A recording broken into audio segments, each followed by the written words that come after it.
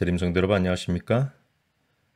오늘 이 하루도 주님의 은혜 가운데에 기쁨 넘치는 하루 되시기를 간절히 바랍니다.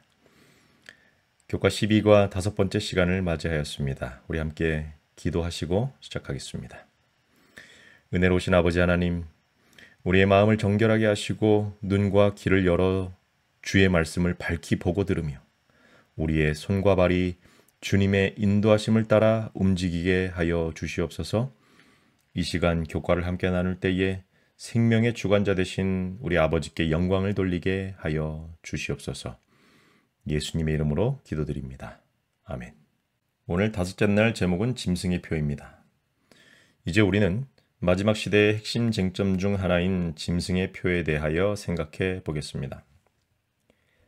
많은 성도들이 21세기가 되었음에도 불구하고 신앙을 인하여 혹은 안식일 준수로 인하여 사형 명령이나 강압적인 제재, 겉으로 드러나는 짐승의 표의 강요와 같은 큰 사건이 나타나지 않는다는 이유로 재림교회의 계시록 해석에 대하여 의심하거나 혹은 회의적인 반응을 보이기도 한다고 저자는 서두에 설명하고 있습니다.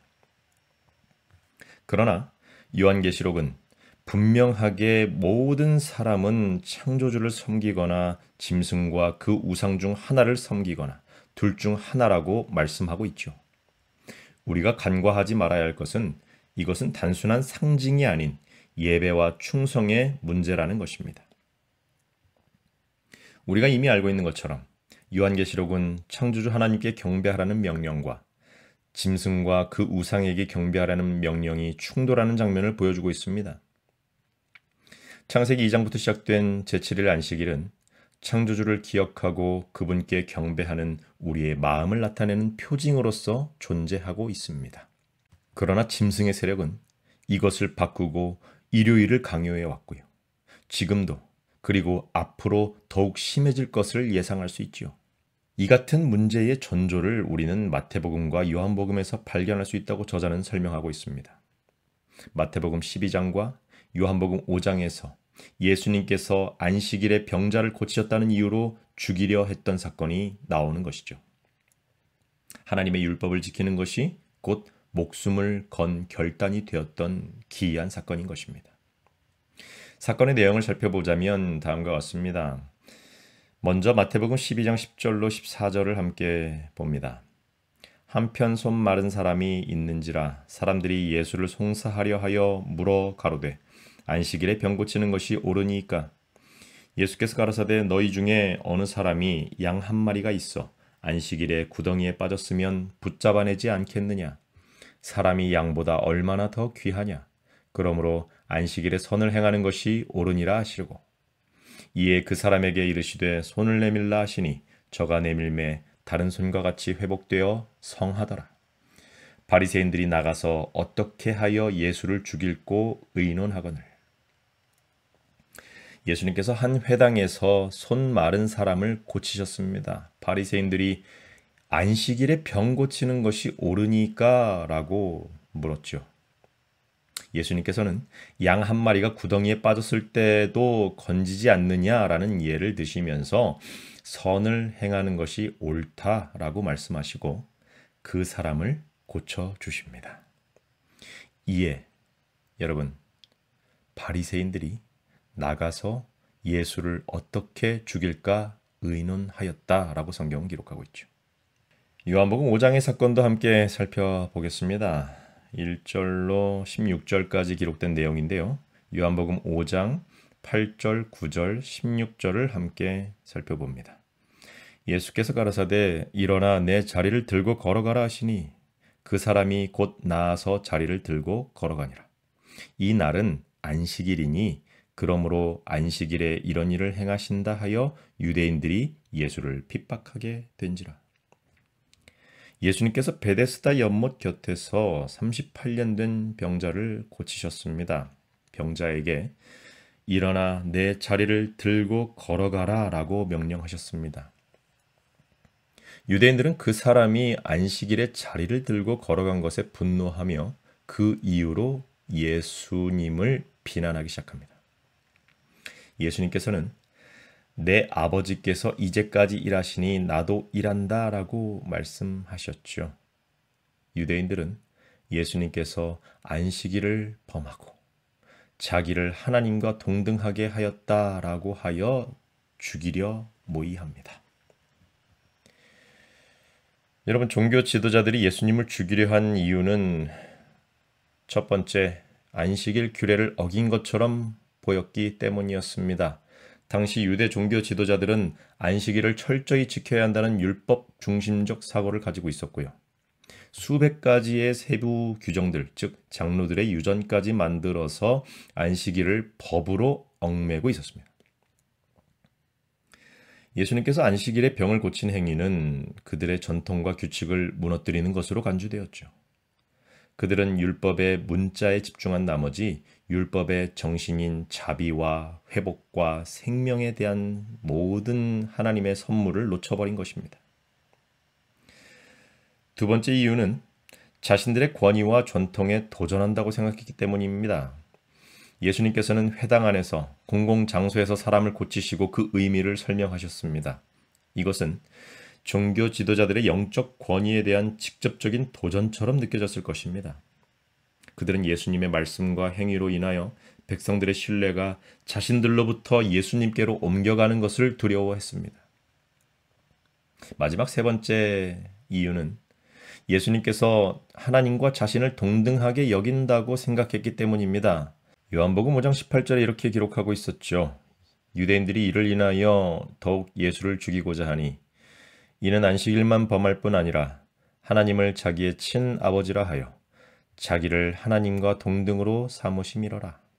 여러분, 이 구절은 유대인들이 예수님을 단순한 교사나 선지자가 아니라 신성 모독자로 보았다라는 것을 보여주고 있습니다.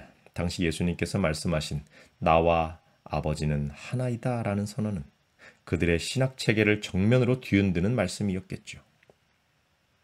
결국 이 당시에 예수님과 유대 종교 지도자들 간의 대립, 예수께서 받으신 핍박의 쟁점은 바로 안식일이었다는 결론입니다. 이 신약의 쟁점이 마지막 때의 전조가 되어 예수님께서 다시 이 땅에 오실 때까지 사람의 법과 하나님의 법 사이에서 끊임없는 폭력적 굴복과 자발적 순종이 대립할 것을 우리는 보게 되는 것입니다. 여러분, 우리는 어떤 선택을 하게 될까요? 결과는 오늘의 선택에 달려 있습니다. 우리 마태복음 12장 8절 말씀처럼 예수님께서는 안식일의 주인이십니다. 여러분, 같은 구절의 기록인 마가복음 2장 28절에는 이렇게 기록합니다. 이러므로 인자는 안식일에도 주인이니라. 안식일에만 주인이 아니라 모든 날에도 주인이시고 안식일에도 주인이라고 말씀하십니다. 세상 모든 역사와 모든 날, 모든 요일의 주인 되신 예수님의 자녀로 살아가는 우리 재림성도 여러분, 하나님의 안식일은 유대인들의 생각처럼 율법의 규제가 아니라 인류의 회복과 구원의 날입니다. 우리는 신앙생활에서 형식에 머무를 것이 아니라 하나님의 자비와 진리의 정신을 굳게 붙잡고 안식일 신앙을 하는 백성으로서의 삶을 회복해야 하는 것이죠. 우리가 사는 이 마지막 시대에도 예수님의 때와 같이 참된 안식일 예배와 사람이 만든 규례 사이에 분명 충돌이 있을 것입니다. 우리는 어떻게 준비하며 어떻게 살아야 할지 오늘 꼭 생각해 보시기를 부탁드리면서 우리 함께 173페이지 영감의 교훈을 읽고 마무리하겠습니다. 안식일은 충성의 큰 시금석이 될 것이다. 왜냐하면 안식일은 특별히 투쟁의 초점이 되는 진리가 되기 때문이다. 사람들에게 마지막 시련이 닥쳐올 때 하나님을 섬기는 사람들과 섬기지 아니하는 자들을 구별하는 선이 그어질 것이다. 넷째 계명을 지키는 대신에 국가의 법률과 일치되도록 거짓 안식일을 지키는 것은 하나님과 반대되는 세력에 충성하는 표가 되는 한편, 하나님의 율법을 조차 참 안식일을 지키는 것은 창조주께 충성하는 증거가 된다. 여러분, 이제 마치면서 우리에게 질문을 던져봅니다. 하나님의 계명과 사람의 계명이 충돌할 때 나는 무엇을 따를 것인가? 나는 과연 목숨을 걸고 안식일을 지킬 준비가 되어 있는가? 여러분, 안식일은 마지막 시대 충성의 시금석이 될 것입니다. 하나님을 믿는 우리는 그분의 계명을 지켜야 합니다. 그러나 더욱 중요한 것은 이 계명을 순종하는 우리의 마음 자세, 즉 하나님을 사랑하고 충성하는 삶의 태도가 더욱 중요하다는 사실을 꼭 기억하시기를 간절히 바라겠습니다. 기도하고 오늘 교과를 마치겠습니다. 우리를 지으신 아버지 하나님, 우리의 아버지가 되어주셔서 감사합니다. 이 각박하고 험한 세상 끝까지 함께 하시겠다고, 우리의 주인이 되어주시겠다고 약속하신 하나님 감사합니다. 하루하루를 충성된 마음으로 살게 하시고 사탄의 속삭임에 흔들리지 않고 오직 예수님의 부드러운 음성에 귀를 기울이는 순종의 자녀가 되게 하여 주시옵소서. 예수님의 이름으로 기도드립니다. 아멘.